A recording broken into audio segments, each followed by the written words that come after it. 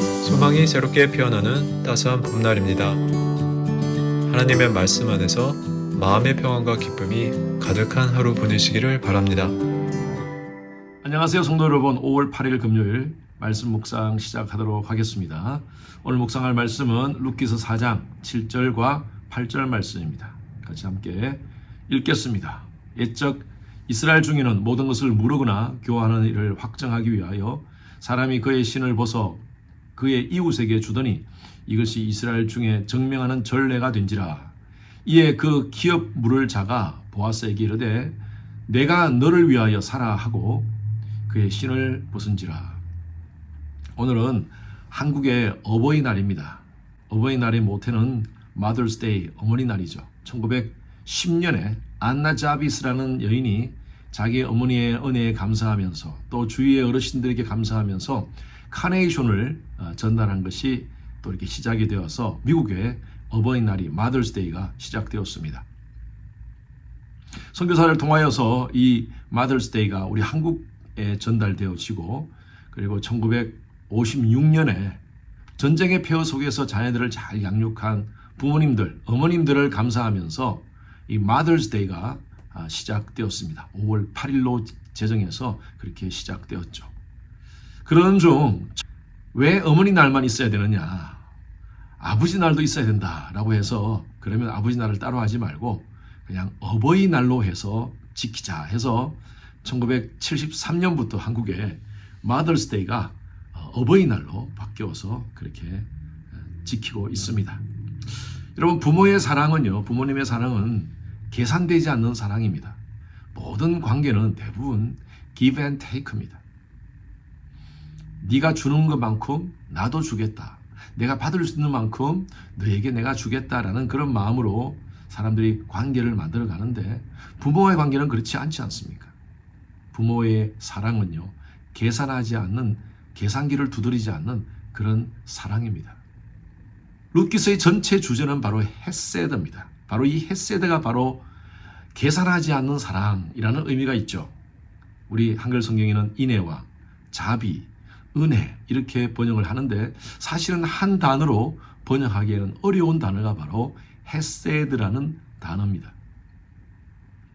상대방이 갚을 수 없는 능력임에도 불구하고 나는 계산하지 않고 그에게 베풀어 주는 사랑입니다. 이것이 바로 헤세드죠. 룻기가 기록된 시대적 배경은요, 그 당시에 룻기서 제일 처음 1장 1절에 기록된 말씀인데 사사시대라고 표현하고 있습니다. 사사시대. 여러분, 사사시대의 특징이 어떤 것이었습니까? 그때에 왕이 없으므로 사람이 각각 자기의 소견대로 행하였더니. 그때 왜 왕이 없습니까? 하나님이 왕 아닙니까? 이스라엘 백성들에게는 하나님이 왕이심에도 불구하고 그 왕을 인정하지 않고 자기의 소견대로 살아가던 시대. 하나님을 거역하고 불순종하고 자기의 정욕대로, 자기의 소견대로, 자기의 뜻대로 살아가던 시대였습니다. 오직 자신의 이익만이 추구하던 그런 시대 속에 이방 사람이었지만 믿음의 한 여인 룻이 등장합니다. 그리고 오늘 한 사람이 또 등장하죠. 바로 보아스라는 사람입니다. 오늘 보아스는요, 한 성문 어귀에 앉아있는 한 사람을 만납니다. 그 사람은 친척이었어요. 자, 오늘 읽지 않았지만 룻기서 4장 1절 말씀을 한번 읽어보겠습니다. 보아스가 성문으로 올라가서 거기 앉아있더니 마침 보아스가 말하던 기업 물을 자가 지나가는지라.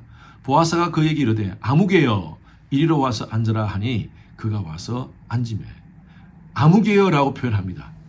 그 사람의 이름이 굉장히 중요하고 또 우리가 알아야 될 그런 이름이라면 성경에서는 기록되어 있었을 거예요. 그런데 이 사람의 이름은 기록되지 않았습니다. 분명한 것은 보아스의 친척이었어요. 그리고 보아스보다 먼저 기업 물을 자의 순서가 먼저인 사람이었습니다. 지난번 설교를 통해서 여러분들 기업 물을 자의 의미를 아실 것입니다. 고엘이 되는 거죠. 내 친척 가운데 여러 가지 상황 때문에 빚을 많이 지고 어떤 사람의 노예가 되었다면 그 사람의 진 빚을 갚아주고 노예의 신분에서 해방시켜주는 사람, 그 사람이 바로 고엘, 기업 물을 자입니다. 이스라엘 백성들 안에서는 이러한 제도가 있었던 것이죠. 힘들고 어려운 사람들을 구제하기 위해서입니다. 이 아묵이라는 그 사람은 보아스보다 나오미 가정에 우선되는 기업물을 짜였습니다. 보아스가 그 이름 모를 사람, 그 아묵에게 이런 얘기를 하죠. 당신이 이 땅을 살려면 룻과 결혼해야 되고, 그리고 당신과 룻 사이에 나오는 그 아들에게도 당신의 재산을 물려줘야 된다 라고 얘기를 합니다. 이 아묵이라는 사람은요, 즉시 계산을 합니다. 해보니까 아무래도 손해볼 것 같아서 이런 얘기를 합니다. 6절에 보니까 내 기업에 손해가 있을까 하여 나를 위하여 무르지 못하노니 하면서 8절 말씀에 보니까 그의 신을 벗은지라 라고 표현하고 있습니다. 신을 벗는다라는 것은요, 나는 이 부분에 대해서 나오미와 룻의 가정에 대해서는 나는 책임지지 않겠다라는 것입니다. 교회 생활 하다가 가끔 이런 분들을 봅니다. 교회는 선교가 본질입니다. 선교합시다. 어렵고 힘든 사람 구제합시다. 참 말은 열심히 하고 잘하는데 막상 그 일에 대해서 앞장서십시오. 그리고 먼저 한번 헌신하십시오. 라고 이렇게 얘기를 하면요, 자기의 책임을 회피하는 분들이 있어요. 나는 지금 시간이 없어요. 나는 아직도 재정적인 여건이 안 돼. 여러 가지 많은 환경과 상황을 보면서 자기 변명을 하고 있는 사람들을 봅니다. 그런데 보아스는 그렇게 하지 않습니다. 10절 말씀 한번 보십시오. 말론의 아내 모압 여인 룻을 사서 나의 아내로 맞이하고 그 죽은 자의 기업을 그의 이름으로 세워 그의 이름이 그의 형제 중과 그곳 성문에서 끊어지지 아니하게 하매 너희가 오늘 정이 되었느니라 하니.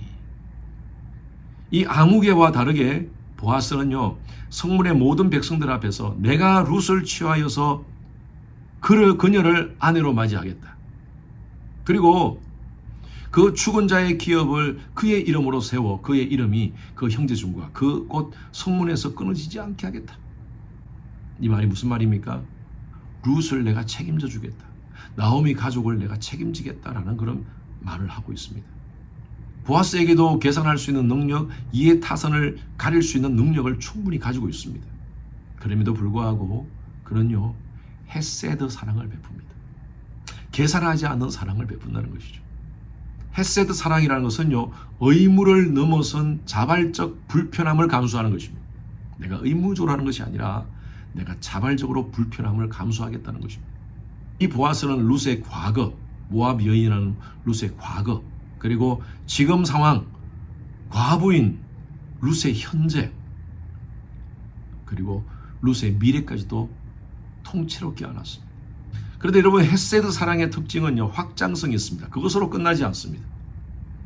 결국에는 보아스가 룻과 결혼함으로 말미암아 그 자손에서 다윗이 나오고, 다윗의 자손에서 어떻게 합니까? 진정한 우리의 고엘이시는 예수 그리스도가 탄생합니다. 만약에 보아스가 계산기를 두드리면서 기브앤테이크를 생각하면서 그 신발을 신지 않았다면 보아스라는 사람은 성경에서 나타나지 않았을 거예요. 그리고 예수 그리스도의 족보의 한 페이지에서 그는 사라졌을 것입니다. 우리 인간 역사의 최고의 헤세드의 사랑을 베푸신 분이 바로 예수 그리스도십니다. 예수님은 하나님의 독생자로서 계산하지 않고 이 땅 가운데 내려오셔서 인간이라는 신만을 실으셨어요. 그리고 십자가에 달려 죽으심으로 말미암아 수많은 영혼들을 영생으로 이끌어 주셨습니다. 나 보내신 이를 믿는 자는 영생을 얻었고 심판에 이르지 아니하나니 사망에서 생명으로 옮겼느니라. 바로 예수님의 헤세드의 사랑 때문에 우리는 구원받았습니다. 우리 주님의 교회 성도들 가운데서도 책임지는 신발을 신는 분들이 계십니다. 굳이 그렇게 하지 않아도 되는데 시간을 들이고 마음을 들이고 헌신을 들이면서 주의 사람을 섬기는 분들이 계세요. 이번에 제가 지난주에도 말씀드렸다시피 우리 중국에도 팀들이 귀한 섬김을 했어요. 힘들고 어려운 교회 나오지 않는 가정이고 복음을 모르는 가정인데 우리 중보기도자들의 그 사랑의 섬김으로 그들이 마음문이 열리고 예수님을 영접하는 그런 역사가 일어나지 않습니까? 저는요, 놀라운 하나님의 기적도 우리의 섬김을 통하여서 하나님이 보여주시리라 저는 믿습니다. 우리가 어떤 섬김을 할 때 계산하면서 섬기면 하나님께서 카운트하지 않습니다. 아, 내가 이렇게 하면 하나님 복 주시겠지. 하나님 감사하죠. 그런데 그냥 주신 하나님의 은혜가 감사하기 때문에 하나님 사랑하는 마음으로 내게 맡기신 영혼들을 섬기면 하나님이 계산해 주십니다. 여러분 믿으십니까? 아멘. 오늘 하루 여러분 한번 생각해 보시기 바랍니다. 누군가의 보아스가 되어 주십시오. 내가 손해볼까봐 잘 사랑하지 못하고 내가 돌보지 못했던 한 사람이 있습니까? 그 사람을 한번 섬기는 하루 되었으면 좋겠어요. 그럴 때 하나님 주시는 놀라운 헷세대의 사랑을 여러분들이 체험하고 또 여러분들의 헷세대의 사랑을 통하여 그분이 하나님을 만나는 역사가 일어나게 될 줄로 믿습니다. 하나님의 헷세대의 사랑이 우리와 함께 하신 것 감사합니다. 그것 때문에 우리가 살았습니다. 우리의 헷세대의 사랑으로 누군가를 섬길 때 그 사람이 예수를 만나게 하시고 예수 안에서 영생을 얻는 놀라운 역사가 일어나게 하여 주시옵소서. 감사드리며 살아계신 예수 그리스도 이름으로 기도드렸습니다. 아멘. 금요일은 예배를 위해서 기도하는 시간입니다. 저의 설교에 하나님께서 함께 하시고 말씀을 준비할 때 또 말씀을 선포할 때 하나님의 능력이 또 성령의 기름 부으심이 임할 수 있도록 그래서 성도들의 삶에 변화를 경험할 수 있도록 해달라고 기도해 주시기 바랍니다. 우리 교육부 청년 이의 모든 설교자가 성령 충만한 말씀을 선포할 수 있도록 기도해 주시고요. 모든 예배 섬김이가 찬양대, 찬양팀, 미디어, 예배 안내, 교사, 새가족, 통역, 재정 여러분들이 정말 감사함으로 기쁨으로 모든 섬김을 잘 감당할 수 있도록 모든 예배자가 신령과 진정으로 살아있는 예배를 드릴 수 있도록 예배를 위해서 기도해 주시기 바랍니다. 계속 성전 리모델링과 또 현 건물 매각이 하나님의 계획 안에서 순적히 진행될 수 있도록 함께 기도해 주시기 바랍니다. 함께 기도하겠습니다.